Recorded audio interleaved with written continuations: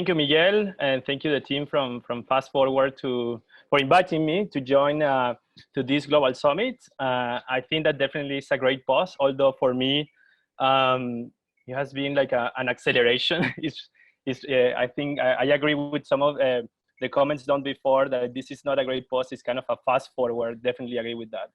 So thank you for the people that is joining from the different time zones. And I hope that I can somehow provoke a conversation from our work at Fab Lab Barcelona, and also from the Master in Design for Emergent Futures, which I am directing and co-directing together with Oscar Tomico, and we are organizing between IAC and Elizaba. I'm gonna share my screen to make you a short presentation so I can illustrate some of the ideas.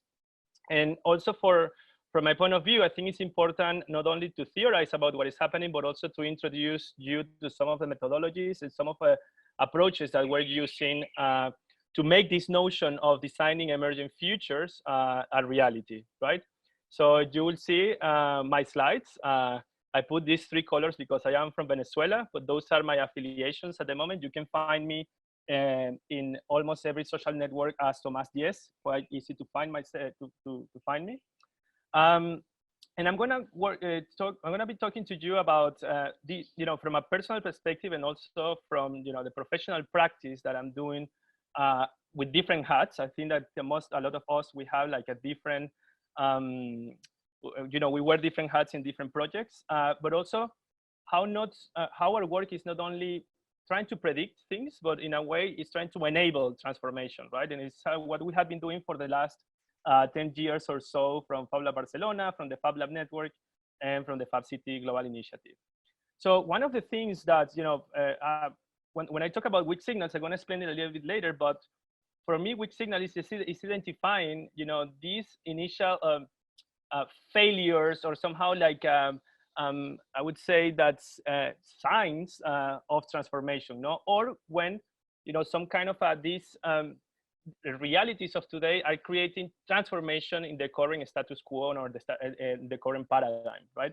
So for me, from my point of view, I think like some of the most important things to work on today as a designer is in the polarization of view, especially in politics, to kind of a shift from the colonial and Western-centric point of views, which we are all, kind of we have it in almost in our DNA.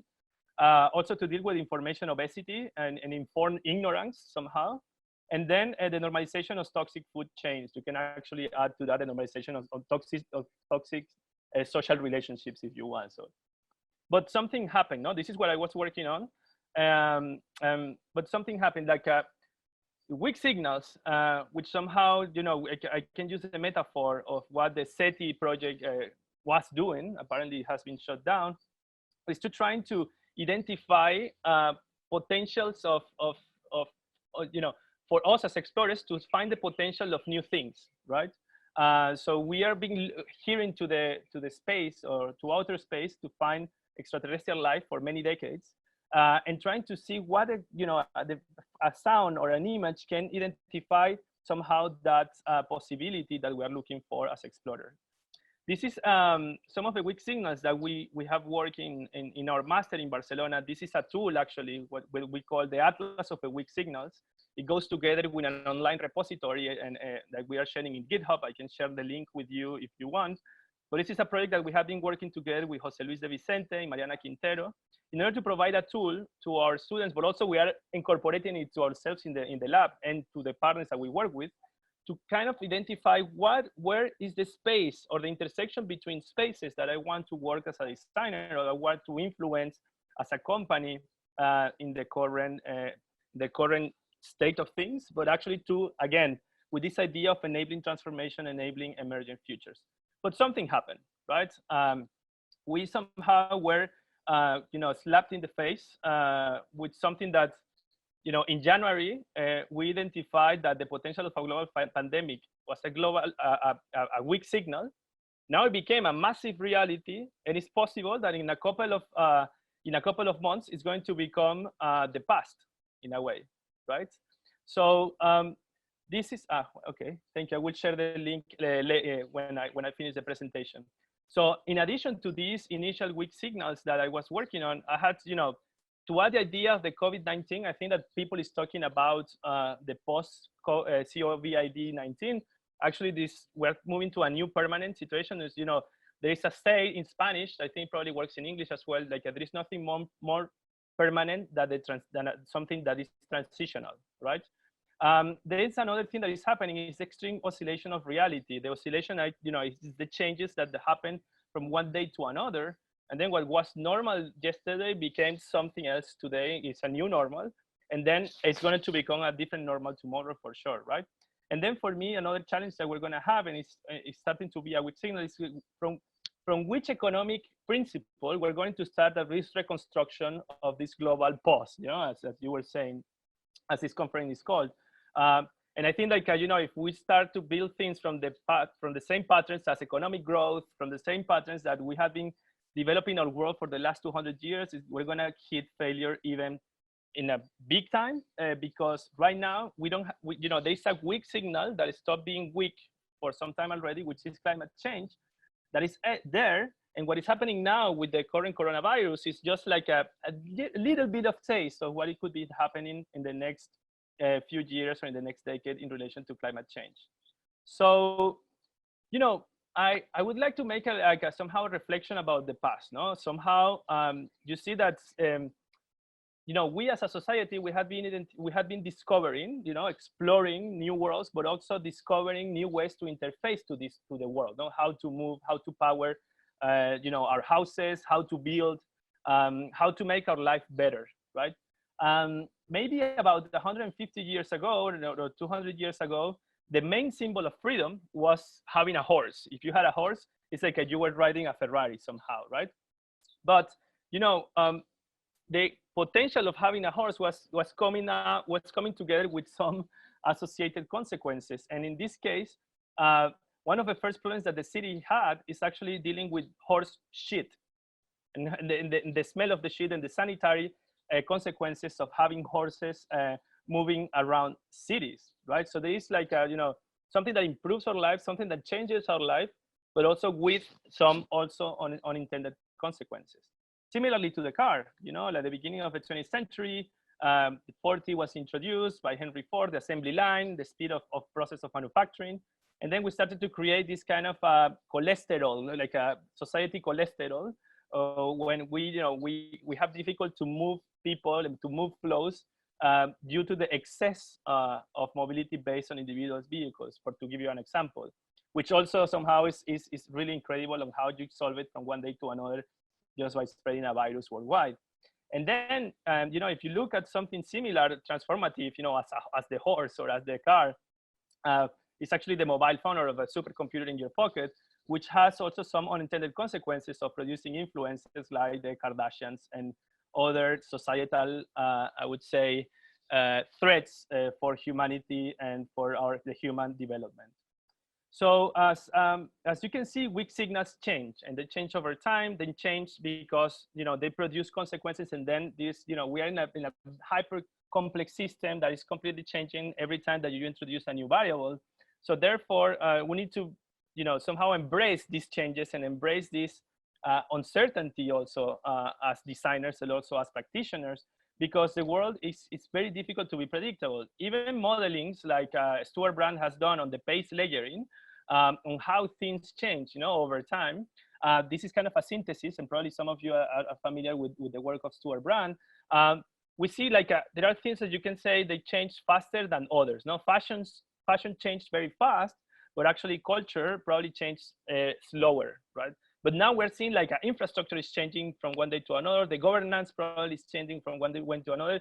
And I would say like it's not only the pace layering, but as well the resistance to change that we can see in each one of these dimensions.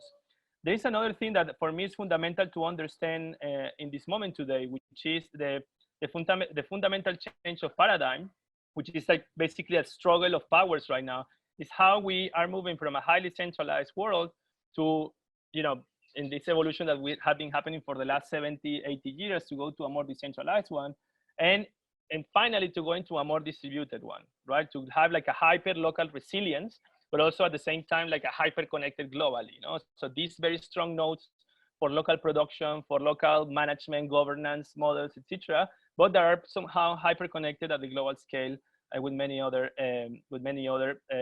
nodes of the network. This is something somehow that we have built in the last 15 years inside the Fab Lab network. The Fab Labs have been growing exponentially, in almost every corner of the world. And actually right now they are becoming a resource to some of the emergency responses during the coronavirus crisis, because Fab Labs provide access not only to tools, but actually they had to develop the skills. So people develop the skills in order to have capacity to design, to make, to prototype, and to affect the physical world by designing something in the digital one, and somehow create this kind of a continuous interaction loop. So Fab Lab Barcelona has been a strong node of this network of digital fabrication laboratories around the world. We have been a close partner with the Center for Bits and Atoms at MIT and the Fab Foundation to enable the Fab Lab network. We coordinate programs like the Fab Academy from Barcelona, or we lead the program of the Fab Cities at the global scale that is connected with this idea of highly distributed networks with super local emphasis, but at the same time being part of a global movement.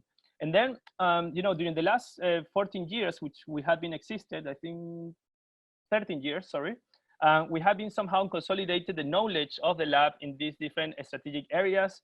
This is just something for you to have an idea. I'm not going to go into detail, just to accelerate the presentation. But what is interesting here is like I see the Fab Labs as an agent of a more complex network of for local resilience, right? So one of the examples that has been very interesting is like we have seen many people in their homes having their 3D printers printing masks to supply the necessity of safety masks in hospitals, for instance. Also, Fab Labs, they have been able to manufacture a larger scale using laser cutters and other machines that you cannot put inside a house of someone. But now there is an interesting link in which Fab Labs and individuals are connecting with local factories that they are enabling the production of the small batch production of ventilators, bulbs, and masks. So we are seeing like a small example of how it would look like to transform the local production capacity of a city using digital fabrication, but also that you can apply it to food and to energy. And basically what we are saying is this idea of design, at least in, and you can put it in product design, but almost in every aspect of design that goes in this siloed kind of compartments. And now it's more interconnected and more difficult to put boundaries in. And then you can be an agent of change from your living room when you are hyper connected with global networks, and you are rapidly can scale a response not only to an emergency, but actually to transform fundamentally food systems, the way people sense data in the city, and so on, right? So this work that we are doing is part of a larger ambition, which is thinking about like if labs now can exchange files of 3D printing masks, and they can be printed locally, and they can be modified and advanced more rapidly than industry.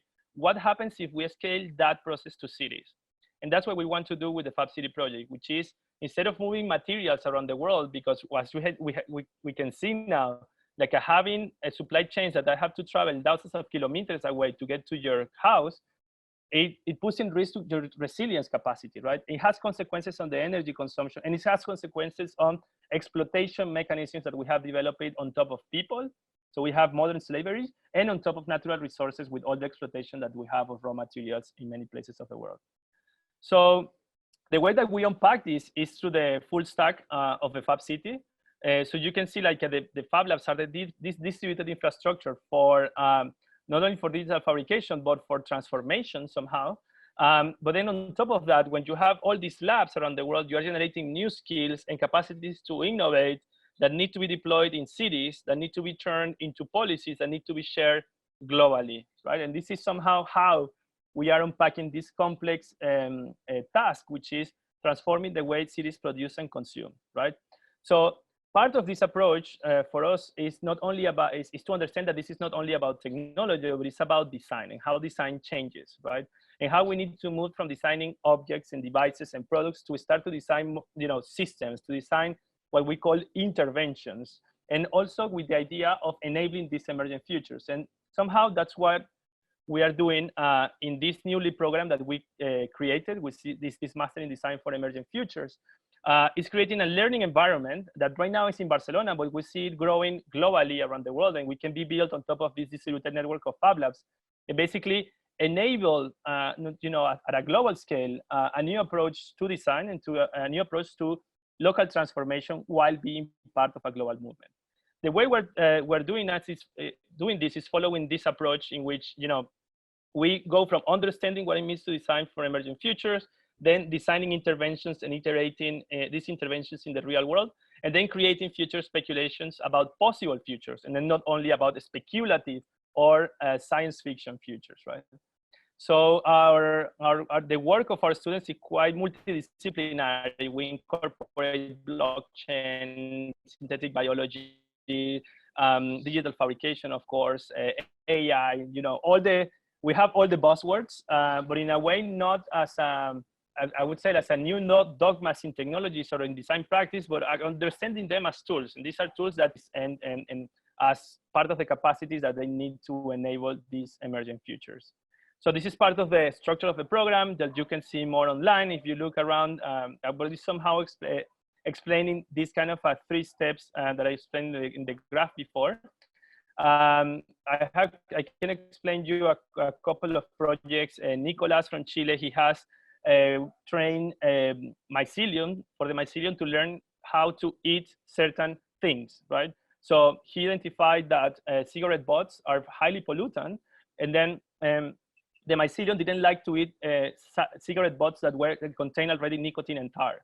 So basically, he was feeding the the mycelium with cigarette butts that were not used, and then suddenly he started to add tar and nicotine, and the mycelium start to like it and eat it and degrade a highly pollutant, biodegrade a highly pollutant a highly pollutant product somehow, or waste, in order to turn into something that could be absorbed by nature. And then one of the speculations that Nicolas did is that you can have, next to your bed, you can have your own mycelium that you can feed with your nails or with your hair, and it starts to like your DNA. And then when you die, actually you get a more, I would say, a more sustainable way of being degraded and turned into nutrients for the planet. So Gabor was working in the attention economy and was trying to design a way in which you can turn your phone almost like in a crypto mining device, just by plugging it into a network and then being able to solve highly complex problems like DNA sequencing and so on. Alexandra and Oliver were developing tools for kids to learn in the high school artificial intelligence and biodesign. And Emily was trying to intervene in the food chain systems and make the insect protein something more as a part of the everyday life of people, right? So that was last year.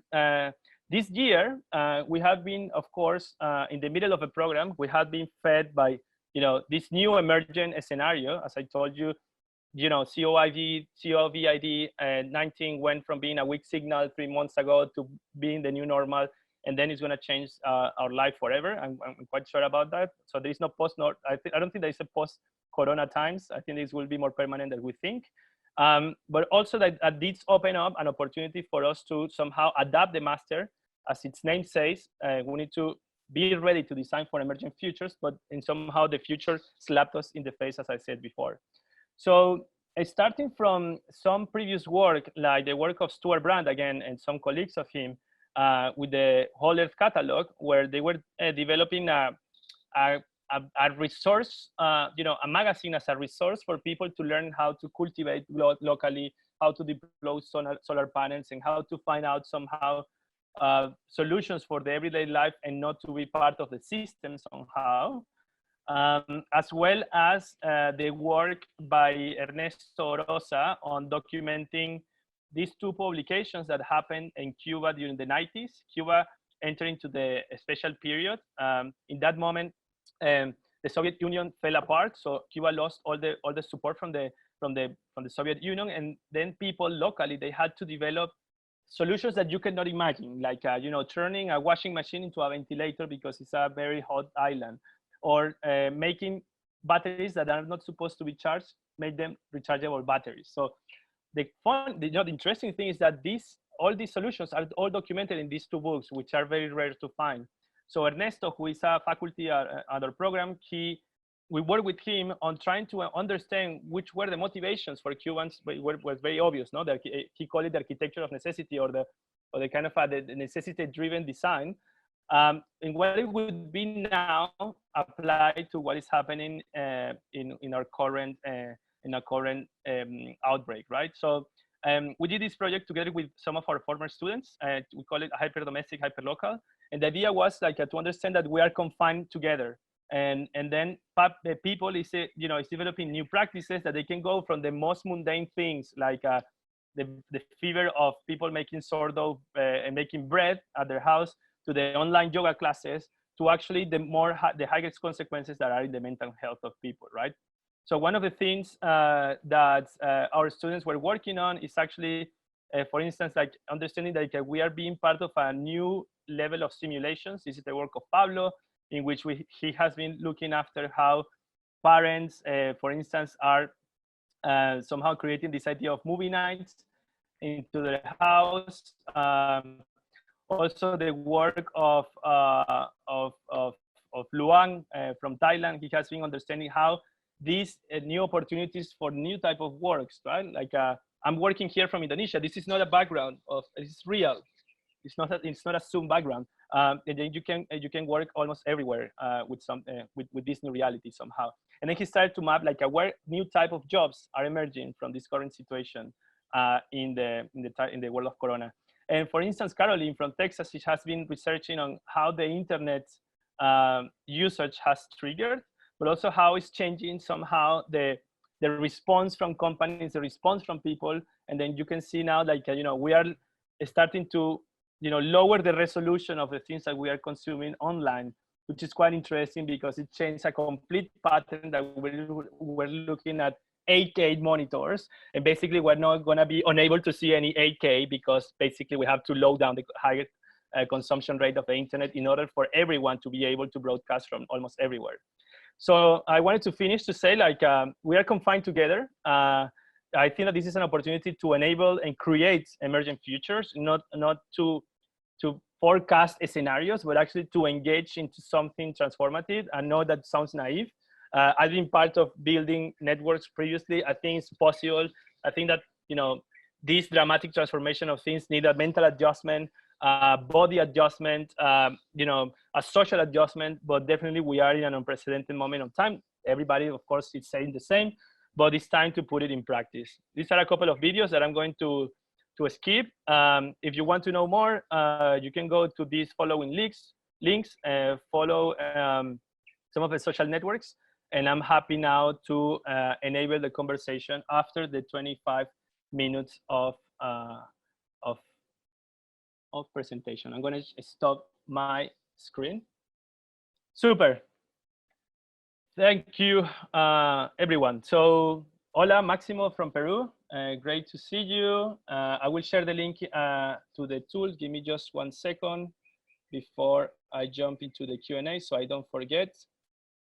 You can see that it's a GitHub repository.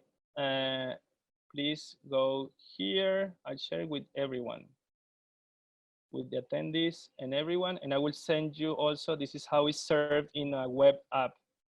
So you have the opportunity not only to see code. Okay, and then, yeah, we see more people paying attention to weak signals, definitely. Now, also the weak signals are changing almost every day. It's kind of frightening somehow because, as I said before, we are somehow getting used again to this continuous change, right? So the pre-agricultural society, when we were hunter-gatherers, we were more disposed to change and more ready to change. We actually knew more stuff. When we were not being just supplied with food, we needed to identify the plants. This is something that Harari, of course, mentions in his book, but it's something that resonated to me a lot, that this idea of being ready to every change, to handle more complex information and to relate it into this, again, very, very liquid society that is taking place now, similar to what Bauman was talking about, actually allow us to develop new capacities. And that's one of those capacities is definitely to be able to identify weak signals and start to work with them. this case of pandemics, it was by any means, if you go then to what people has been doing before, the global pandemic was predictable somehow, but it has been basically the consequence of a totally shift of priorities in our global politics and in our global economic model that is just only looking for this kind of a nonsense of economic growth or increasing the GDP and so on, that we have been looked somewhere else. So this is a slap in the face for the most arrogant people in the world. And I think that the most arrogant countries in the world are gonna be hit the baddest, I hope, to be honest. So now I go to a question from Yelena Musikina. With the pace of current world increases, with the pace of current world that increases terribly, we've seen a turn to trends in a blink of an eye. How do you cope with this in your work? Is there any usefulness in their detection? Definitely. I think that the most important thing about weak signals, and I've seen that with our students and also with the people that we work with, is not to predict or to identify a weak signal that is becoming something new, and then for you to say, oh, I was the first discovering this. Bullshit. As I was saying before, it's not about predicting, but it has been a tremendous and an amazing tool for our students and collaborators to align their purpose or their personal purpose or what they believe they can give to the world as a designer with their actions and what they are putting the energy and the time on doing. Like a lot of times we find, what we see is like there's a complete break. The education model, the education is totally fucked up, right? We see students that they come with they're being, especially designers, and architects, they are being like a drill in the head that you need to produce something to be recognized as a designer, and you have to be unique, and you have to be recognized and heard, and you have to lead, and all that. Somehow we see that when, in a way that detach people from their real purpose, and somehow you are serving to some other type of sick purpose that is especially in design and architecture, to be honest. So the weak signals have become a tool for people to really align, this purpose with their practice. And what that much happens when they feel the click, after crying, we have many sessions in which they literally cry. We see that then they find their obsession, their purpose, and they align their time and the energy of what they are doing. And then you see progress, that they haven't done in months, done in a week somehow, right? And then what we have seen from our graduates is that this program or going through this experience with us has been not about like getting a diploma or recognition as you do with other schools, or being identified as making like this project that is a 2-minute video that is posted in Design Boom, which is again bullshit. And then all students are being fed with this ridiculous approach to education, innovative education, in very recognized schools, which I have been teaching also, and I teach actually. So definitely what is being important for them is identifying that purpose. It's being like serving as a catalyst. So I would say like working with weak signals, identifying them, going deep, back, combining them is definitely a tool for you to align your purpose to the energy that you're going to put in order to achieve that purpose. So as an urbanist, I have a question from Rumtera Palawonse. As an urbanist, how do you see cities will change after COVID-19 regulation and design-wise? For example, if there will be a density regulation, the immediate term right after the solution of the pandemic. So this is something very interesting because for the last 30 or 40 years, density has been one of those paradigms inside urban design, right? People is really talking about density is better for mobility, it's better for energy consumption, it's better for creating more complex urban environments, which are richer. But somehow now that this gets again, as it's the same. Like let's build this. Let's make 8K televisions. It's like well, where are you gonna stick that 8K? Where you can stick it, right? So with density, I don't think that we're gonna see a dramatic change in saying like now from being density we're gonna go to the urban sprawl of America, which is actually we're putting in risk other things, which is somehow the economic or the energy model, right? So we will have some troubles if we move from density to urban sprawl, because we're going to put in risk, again, as I said before, we're going to be moving other variables inside all the complex or entangled systems that we have in cities. I believe that we're going to incorporate, of course, new urban codes, and that's for me is frightening, right? Like the way that people is going now to supermarkets, the way that people is organized around the social distancing, the timing of the cities is going to change definitely, no? Like probably it's going to be more evenly distributed, avoid the accumulation of traffic in some ways, and then also how the digital experience. What I see now, it's like finally digital transformation is happening because you don't have no other choice. That's going to reconfigure flows in cities, and it's definitely going to change the way we organize the time, right? Because if you look at people like Otto Neurath, which is the father of isotype, you can see like a very interesting work in which he somehow, I'm talking about 100 years ago, he was mapping how cities work in this 8-8-8 kind of cycle, no? In which 8 hours of work, 8 hours of sleep, 8 hours of entertainment. That was already being very fluid afterwards, or for the last 20 years or more. And what we're gonna see somehow is that it's gonna be totally disrupted, that 8-8-8, especially when that changes from one people and another. I hope that people is not organized in shifts and so on. So you mentioned weak signals. We go for Tatiana Tutikian.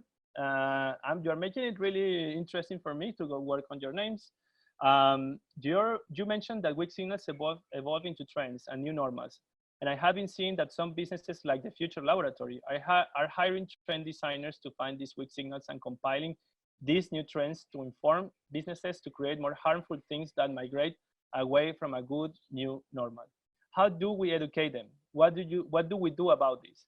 I think that this relates what I was saying before, no? Like this, it's true that the future labs are widespread in the world, and then they're helping just companies to trying to increase their capacity to maximize their benefits and to keep the economic growth, which is completely nonsensical, stupid, retarded, to be honest. I'm sorry to say in these words.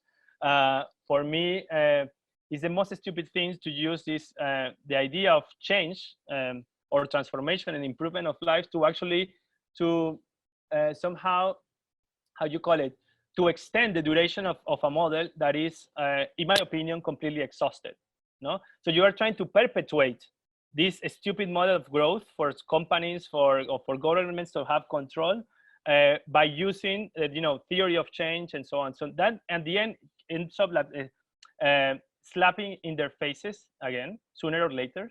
I'm sure it's going to happen again. I think these massive lessons that we're getting from the current pandemic, we learn it, or it's going to be even bigger with the climate change if we don't understand that this is somehow an alert, and a small alert if you think about it. Then we're going to really be fucked up. And then the way, as I was saying in my presentation, the way we are going to approach the economic reconstruction is going to be fundamental. And the way, that we're going to be moving capital in order to do that economic reconstruction is going to be fundamental. So if these companies, and these new trend hunters, they keep operating under the old model, they're going to be shredded by itself, right? But then I think that this idea of weak signals, if it's not aligned, again, with defining the purpose in order to produce change, to address the real issues of our time, then they're going to be self-consumed by itself, right? So it's a trap. It's a full trap, but we're going to have to live with it for some time. Okay, Adam Jorklen, I know that you have worked with Space 10, IKEA's Innovation Lab. Do you see other large organizations starting to support peer-to-peer and cosmo-local initiatives? Hi, Adam, Jorlen. I think like you're talking about I'm working very closely with the peer-to-peer lab also, which is kind of a spin-off of the peer-to-peer foundation or an associated organization. Together with the peer-to-peer lab, with the Vasilis, with Lucas and others, we are founding partners of a Fab City Global Initiative. And we created the Fab City Foundation in order to support the efforts of developing peer-to-peer practices and this idea of cosmolocalism. So Fab City itself is a cosmolocal movement that actually uses this distributed network of fabrication that are Fab Labs, trying to scale the impact of these Fab Labs to the city networks, or to the city level, sorry, and then turn this also into a city network across the world. So that is existing. You can check in fab.city more resources about it. We have a white paper, we have a book about Fab City in which, and I say like with peer-to-peer lab, we are really entangled to enable this, not theorizing, writing papers, publications, reports, blah, blah, blah, but actually how to work with global networks, distributed networks, in order to enable distributed design, in order to enable, what, again, like what is happening with the Corona crisis is that we saw, like, again, a little sample of what is the potential of open source and distributed design to solve crises. We're going to need more of that when climate starts to hit hard, and when we are starting to see like more deep problems in the way that we are acting. You want to intervene, Miguel? It says fast forward. Okay, cool. So Marcela, hoy, ¿qué tal? Thank you so much. Which are the more creative, innovative initiatives that are emerging from this crisis and that will become mainstream? Well, one of the things that I'm seeing with pleasure are the trends in relationship to open design and distributed manufacturing. Out of the necessity of supplying with masks, bulbs, and ventilators, we have seen how, in one hand, the innovative response from citizens, from makers, had been turned into, these first designs. They are becoming resources for distributed networks to fabricate on demand and have a quick response. But then these designs evolve. They need validation. They need somehow being certified in order not to compromise the health of people with the solution somehow. And then the interesting part is the relationship between design, prototyping, production, validation, and connected to that then is the idea of scaling up production, and that means connecting to companies. And as it happened with some car companies, they're changing their assembly line in order to and they have done it quite fast. What I'm crazy about it is like, why we don't do this more often? This idea of shifting assembly lines or more rapidly to respond to local necessities, instead of just looking for profit by moving materials around the world in a nonsensical model, right?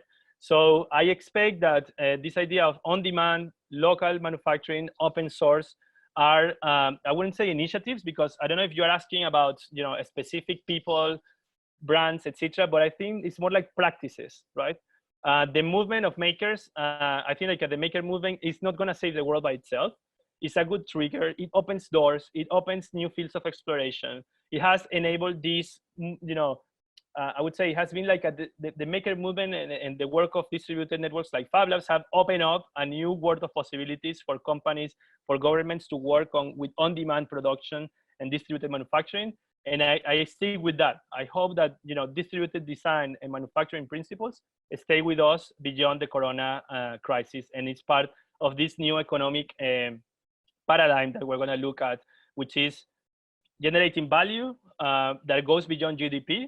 Also keeping atoms locally, the heavy stuff, we should keep it locally in cities and regions, and we should move bits globally using hyper-connected networks in order to enable the circulation of this value at the global scale.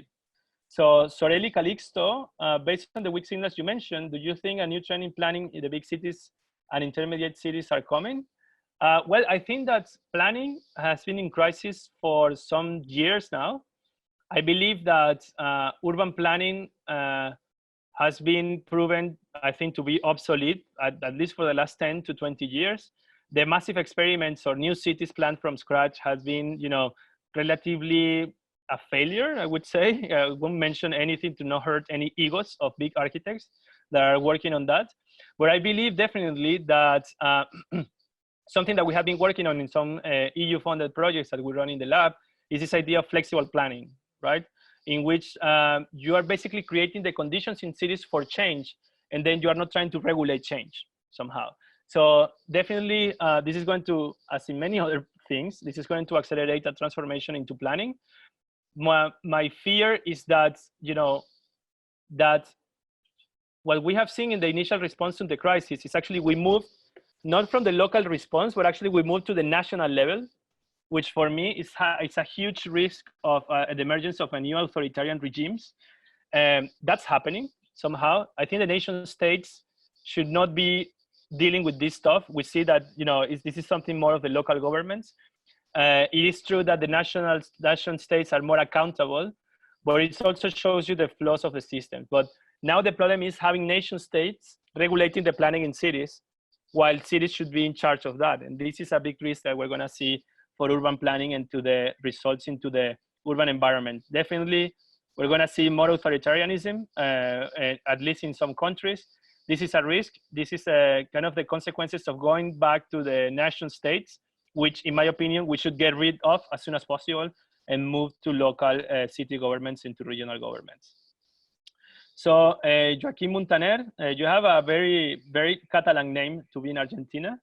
How can we use weak signals for making strategic plans to build the future? Well, I think that that's not that probably that question doesn't have like a single response, no? Weak signals is something that is a tool that we are evolving, to be honest. It's a tool that we believe is gonna help people to be able to deal with uncertainty in one hand, and in the other hand, it will help somehow to align, as I said before, your work with your purpose, which is quite important.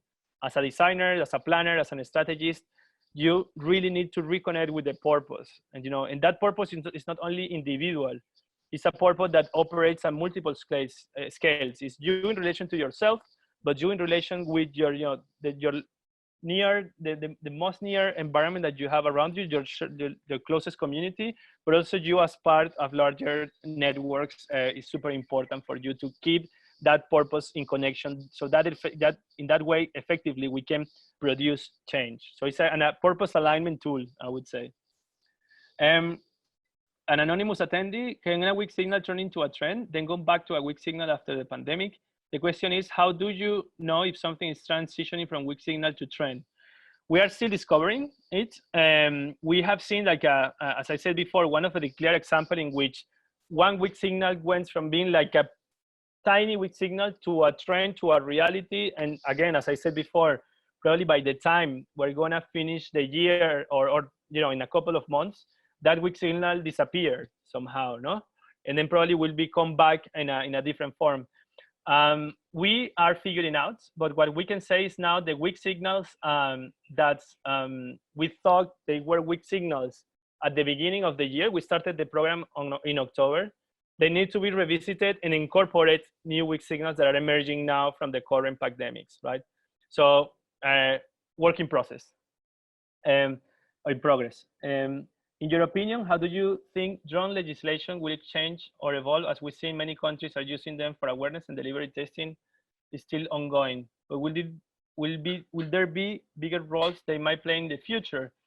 I would say not only flying drones, but in a way automate, you know, driverless vehicles, not necessarily cars. You can have like a driverless shipments into cities that, you know, in which you can put something that you want to move from one part to another. It could be moving a compartment that has UV light, so it goes disinfected. That can be used for emergency. I hope that this can accelerate innovation in that field in order for us to reduce the unnecessary movement of people together with vehicles in the cities and to reduce the traffic. For the flying drones, I think that we're gonna keep having the limitations. You know, for me, flying drones are, you know, they have this, they're attractive. They are like, you know, eye candy. They are, you know, for seeing it, from the images that they generate. They can be useful in specific situations. I don't see it as a tool for the everyday life. They are noisy. They have the risk of collapsing. They can handle a limited amount of I mean, if you have a drone that it can handle heavy stuff, it's gonna be super, super noisy. And then I think that that's not compatible with the type of life that we want to have in cities. Miguel, I have more questions in the chat. Should I continue with those? Yes, we have like 5 more minutes, more or less. And I think you have a couple questions already in the chat. Okay.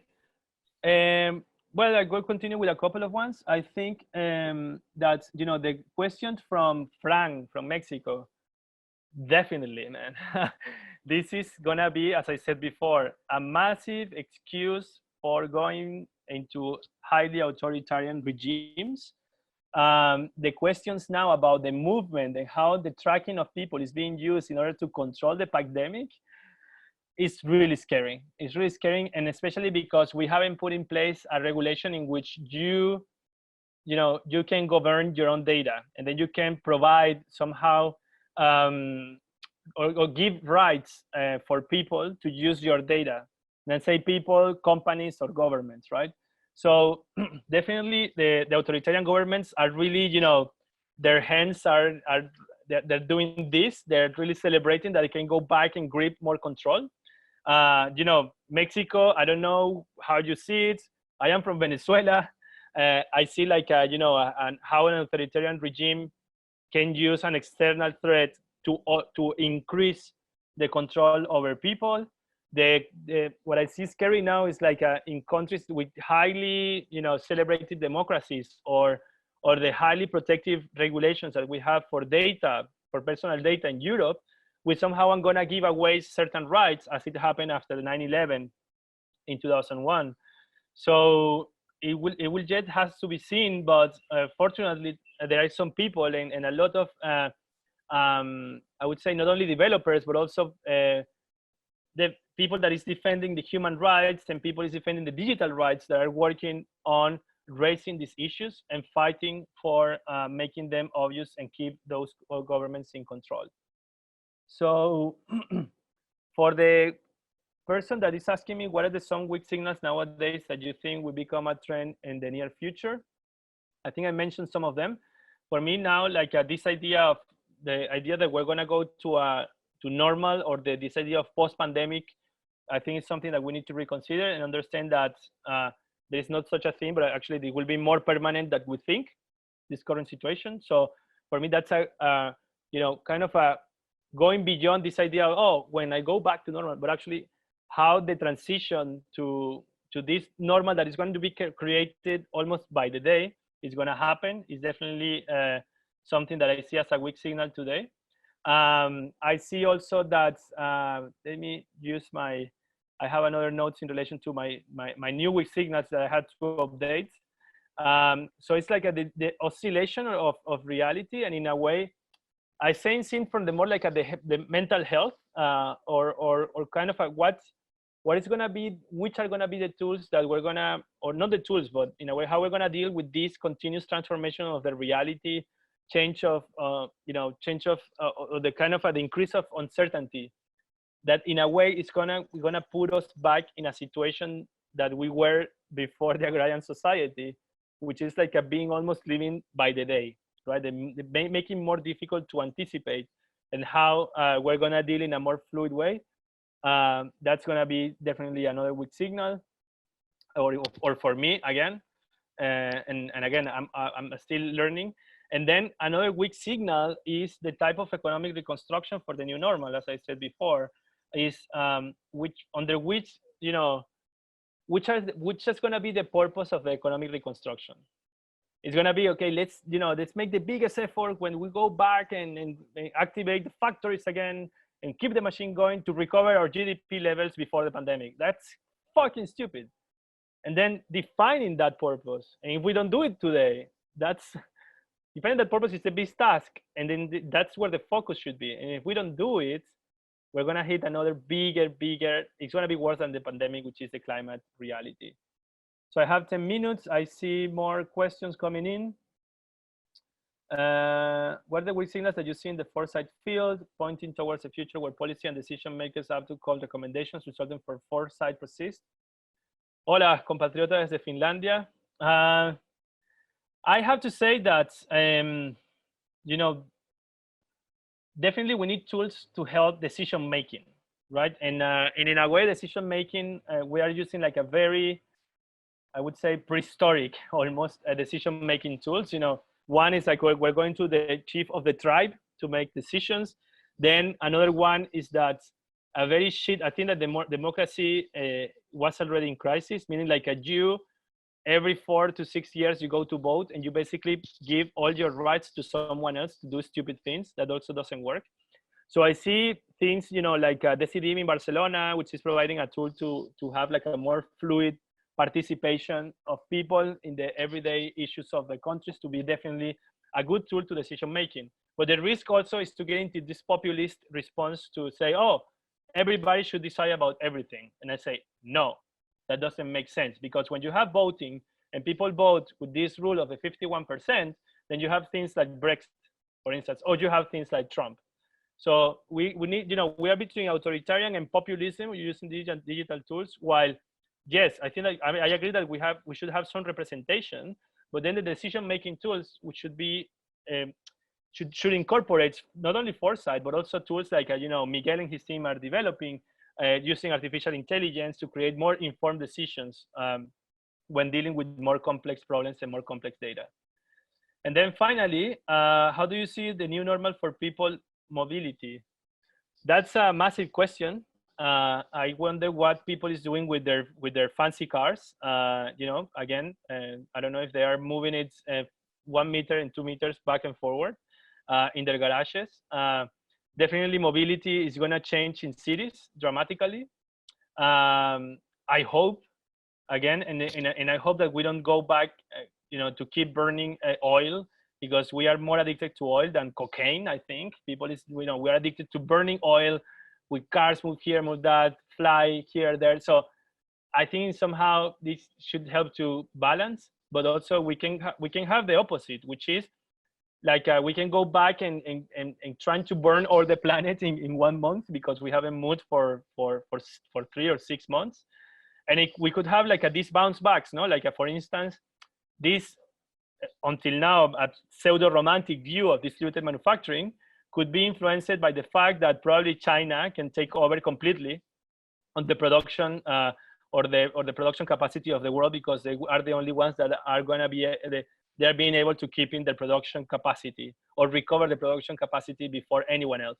So they will become natural suppliers, and then we will see the decrease of or the destruction of local production. That's another scenario. So we can have bounce backs. We can have the romantic ideas that this is going to change the world. You know, the only way to predict anything is to make it happen, and let's try to make happen anything we can, but especially connected with larger networks of people.